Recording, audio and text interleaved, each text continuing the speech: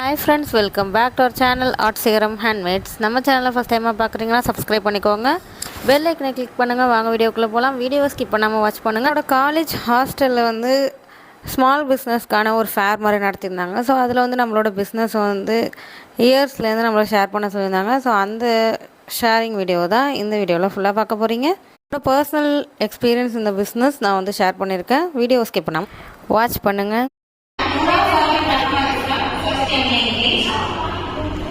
என்னோட பிஸ்னஸ் 2018 நான் ஸ்டார்ட் பண்ணேன். சின்ஸ் 2018 ஒரு 8 இயர்ஸ் ஆகுது.